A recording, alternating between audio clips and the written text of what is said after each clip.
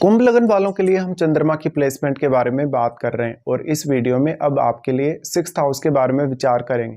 Sixth house में जहां पर आपके चार्ट में चंद्रमा अपने ही घर में स्थित होंगे। अपने घर में चंद्रमा यहां उतना ज़्यादा कंफर्टेबल रिजल्ट नहीं दे पाएंगे आपको।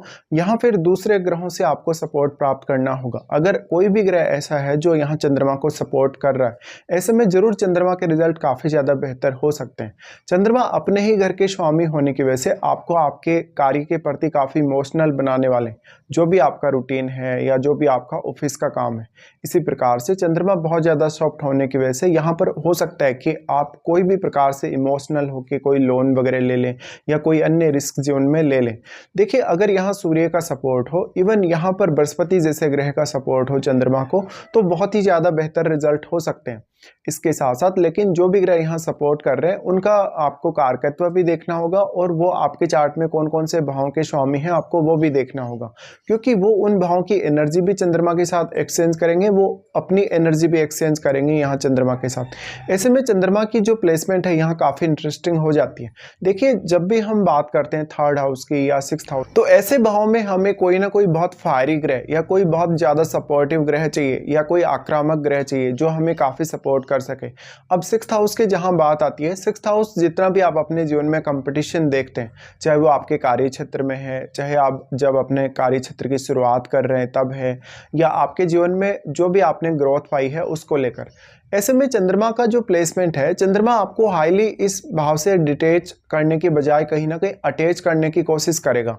और जितना ज़्यादा आप यहाँ अटैच होते जाएंगे, देखिए चंद्रमा बहुत ज़्यादा सॉफ्ट है, ऐसे में दूसरे लोगों से आप काफ़ी प्रभावित होते जाएंगे, जैसे आपके बॉस वगैरह से, आपके कलीग वगैरह से, और इससे आपका वो लोग काफ़ी फ़ायदा भी उठाते जाएंगे। चंद्रमा की ये प्लेसमेंट ये दिखाती है कि जातक का या तो उसके कार्य क्षेत्र या कार्यस्थल में लगातार बदलाव होता रहेगा या इवन उसका फॉरेन से कुछ कनेक्शन बने। चंद्रमा मेनली इमेजिनेशन और क्रिएटिविटी के कारक हैं। ऐसे में आपका इमेजिनेशन और आपकी क्रिएटिविटी आपके ज़्यादा काम नहीं आने वाले, क्योंकि सिक्स्थ हाउस है वो सर्विस का घर है। सर्विस का घर होने की वजह से ऐसे में आपका फायदा दूसरे लोग ही उठाएंगे। मोस्टली जिन लोगों से भी आप डील करेंगे या जहां भी आप काम करेंगे वहां आपका फायदा उठाया जाएगा।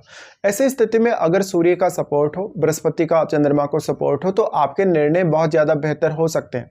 दूसरा जो सबसे बड़ा प्रभाव आपको देखने को मिलेगा, कोई भी ग्रह जब अपना प्रभाव चंद्रमा पर डाल रहा है तो उसी प्रकार की आपकी मेंटलिटी होगी।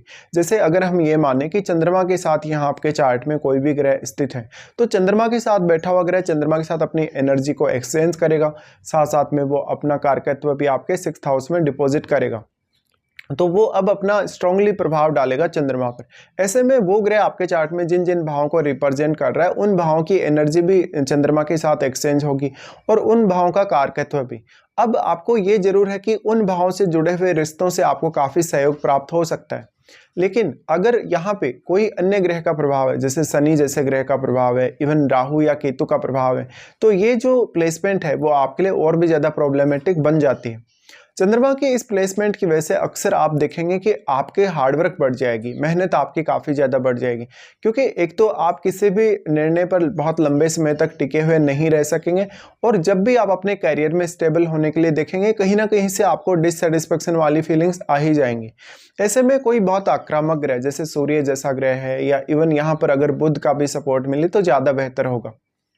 इसके साथ साथ चंद्रमा आपके 12वें घर को एस्पेक्ट कर रहे हैं, तो 12वें घर को चंद्रमा एस्पेक्ट करें तो खर्चों को बढ़ाने वाले हो सकते हैं, आपको हेल्थ वगैरह को लेके दिक्कतें हो सकती हैं अगर चंद्रमा यहाँ काफ़ी बैडली प्रभावित हैं।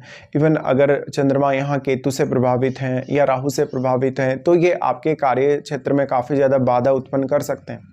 चंद्रमा की ये प्लेसमेंट है तो चंद्रमा के यहाँ साथ जो भी ग्रह बैठेगा, वास्तव में वो ग्रह आपके चार्ट में कुछ अन्य भावों को भी एस्पेक्ट करेगा। जैसे अगर जुपिटर यहाँ बैठे हो तो ये प्लेसमेंट और भी ज़्यादा आपके लिए अच्छी साबित हो सकती है। तो जुपिटर फिर आपके 10th हाउस, आपके 12th हाउस और आपके 2nd हाउस पर अपना एस्पेक्ट डालेंगे। ऐसे में उन पर भी आपको विचार कर लेना चाहिए। मेनली देखा जाए तो हम ये मानते हैं कि कोई भी ग्रह जब दूसरे ग्रह के साथ कंजक्शन में आता है तो वास्तव में वो ग्रह कंजक्शन वाले ग्रह के साथ अपना एनर्जी एक्सचेंज करेगा और वो काफ़ी स्ट्रॉन्ग प्रभाव भी डालेगा उस ग्रह के ऊपर। लेकिन यहाँ पर चंद्रमा जैसे सॉफ्ट ग्रह के केस में हम ये भी मानेंगे कि चंद्रमा पर अगर अपना कोई ग्रह दृष्टि भी डाल रहा है सिर्फ, तो उसका प्रभाव भी काफ़ी स्ट्रांगली पड़ने वाला है। ऐसी स्थिति में कौन कौन से ऐसे ग्रह हैं आपके चार्ट में जो आपके 6th हाउस पर अपना एस्पेक्ट डाल रहे हैं, तो ये भी आपको चेक कर लेना चाहिए। अब आपको सबसे मेन इसमें होगा कि चंद्रमा की आपको दशा है या नहीं। चंद्रमा की अगर आपको दशा होगी तो ये सारे के सारे रिजल्ट्स आपको काफ़ी स्ट्रांगली देखने को मिलेंगे। साथ में अगर मान लो आपको चंद्रमा की महादशा नहीं है तो ऐसा हो सकता है कि चंद्रमा पर जो ग्रह यहाँ प्रभाव डाल रहे हैं उनकी महादशा आपको हो सकती है, तो उस दशा के दौरान भी कहीं ना कहीं आपको प्रभाव देखने को मिलेंगे ही चंद्रमा के। अब आपके लिए 12th हाउस में बैठा हुआ ग्रह भी उतना ही ज़्यादा इंपॉर्टेंट है जितना चंद्रमा के साथ बैठा हुआ ग्रह। वैसे अगर देखा जाए तो जिन जिन ग्रहों की एनर्जी चंद्रमा के साथ एक्सचेंज होगी उसी प्रकार से आपकी निर्णय क्षमता होगी, उसी हिसाब से आपकी सोचने समझने की क्षमता होगी, विचार करने का आपका तरीका होगा और उसी तरीके के आप डिसीजन जीवन में लेंगे।